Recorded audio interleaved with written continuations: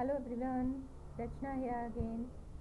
मैंने आप लोगों से प्रॉमिस किया था कि मैं आपको ब्रेन मैपिंग के बारे में नेक्स्ट वीडियो दूंगी। This is all about brain mapping. ठीक है, पहले मैं आपको बताती हूँ कि ब्रेन मैपिंग से आपको बेनिफिट क्या क्या हो सकते हैं, एंड फिर शॉर्ट में बताऊँगी कि कैसे की जाती है। ओके, मेन चीज़ें होते हैं कि आप सभी जानते हैं कि हम लोग बहुत यूनिक हैं, सब लोग अलग अलग हैं। तो हमें कुछ लोगों को अंदाज़ा होता है कि हम लोग कहाँ पे यूनिक हैं, कुछ लोगों को नहीं होता है। एंड बहुत सारी चीज़ें फिर भी ऐसी हैं जो हम अपने बारे में बहुत लेट जान पाते हैं, फिर हमें लगता है कि शायद ये पहले कर ली होती तो अच्छा रहता।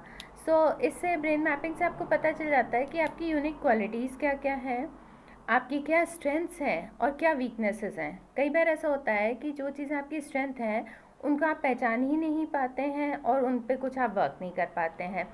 बाद में कहीं जाकर लगता है कि हाँ, ये करने की इच्छा थी पर हमने क्यों नहीं कर पाए। ठीक है, तो हमें आइडिया होना चाहिए, हमें पता होना चाहिए कि हमारी कौन कौन सी चीज़ें अच्छी हैं और उन पे हमें कैसे वर्क करना है। ठीक है, दूसरी चीज़ कि कई बार होता है कि हम लोग जितना सोचते हैं उतना अच्छा परफॉर्म नहीं कर पाते। यही चीज़ बच्चों के साथ भी होती है कि कई बार आपको लगता होगा कि आपका बच्चा मेहनत बहुत कर रहा है, और हो सकता है कभी आपके साथ भी हुआ हो कि बच्चा मेहनत बहुत कर रहा है बट उतने मार्क्स नहीं आ पाते हैं। तो क्यों? उस क्यों का जवाब आपको ब्रेन मैपिंग से मिल सकता है। कई लोग होते हैं जो बहुत प्रैक्टिकल डिसीजंस लेते हैं, कई होते हैं इमोशनल डिसीजंस लेते हैं।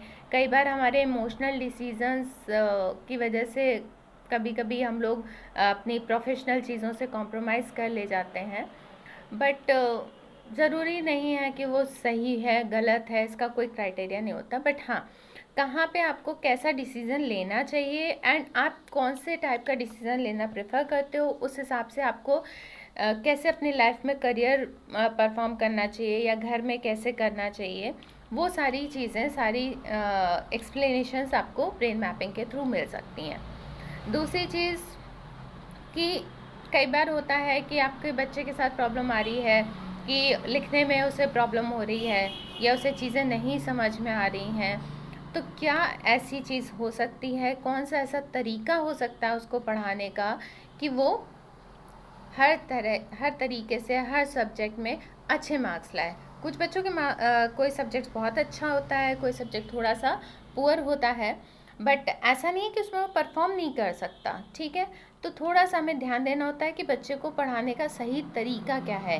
कई बार आपके बच्चे शिकायत करते हैं बीच बीच में उठ के भागने की, 10 मिनट से ज़्यादा बैठ नहीं पाते हैं और कंसंट्रेट नहीं कर पाते हैं, पढ़ते पढ़ते सो जाते हैं।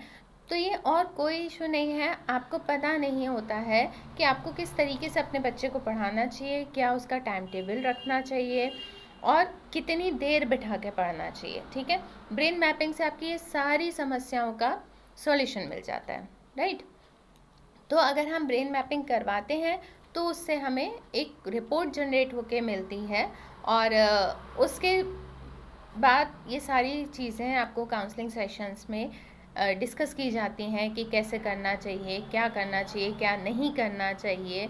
देन बच्चों की भी सेपरेट काउंसलिंग की जाती है कि आपको कैसे पढ़ना है। कई बार होता है, बहुत बार होता है, हम लोगों ने भी ऐसे किया था कि हम लोग पेरेंट्स की बात नहीं मानते थे, टीचर की मानते थे। ठीक है, तो यहाँ पे भी यही चीज़ होती है कि बच्चे कई बार क्या करते हैं, काउंसलर की या टीचर की बात मान लेते हैं, अपनी मम्मी पापा की बात नहीं मानते हैं। ठीक है, तो अगर आप भी सही तरीके से बोलेंगे, अगर मैं हेल्प कर सकती हूँ आपको उन बच्चों के टाइम टेबल को शेड्यूल करने में, तो आई एम ऑलवेज देयर। ठीक है, अब ये तो आपको ब्रीफ हो गया कि ब्रेन मैपिंग में होता क्या है। ठीक है, होती कैसे है, दैट इज़ ऑल्सो इम्पॉर्टेंट। ठीक है, सिंपली हम लोग फिंगरप्रिंट्स के थ्रू करते हैं। ठीक है, बिकॉज फिंगरप्रिंट्स, हाँ थोड़ा ही वेयर्ड क्वेश्चन है, आपको हो सकता है पता हो, कुछ लोगों को नहीं भी पता होता है कि जब बेबी बन रहा होता है मॉम के अंदर, तो जब उसका बॉडी डिफ्रेंशिएशन यानी बॉडी पार्ट्स बनना शुरू होते हैं, ठीक है, हमारे शरीर के अंग बनना शुरू होते हैं, तो वो हर एक अंग दूसरे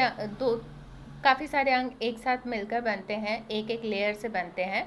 ठीक है, तो जैसे आपने फ्रूट में देखा होगा 3 लेयर्स होती हैं। ठीक है, तो 3 लेयर्स अलग अलग काम करती हैं। ऐसे ही उस बॉल शेप बेबी में भी 3 लेयर्स होती हैं जो अलग अलग बॉडी पार्ट के फॉर्मेशन के लिए रिस्पॉन्सिबल होती हैं। ठीक है, तो जो हमारी फिंगरप्रिंट्स होती हैं, चाहे पैर में हो चाहे हाथ में हो, ठीक है, नॉन हेयर स्किन और ब्रेन, ये हमारा एक ही लेयर से बनता है, इसलिए दोनों की इन्फॉर्मेशन सेम होती है।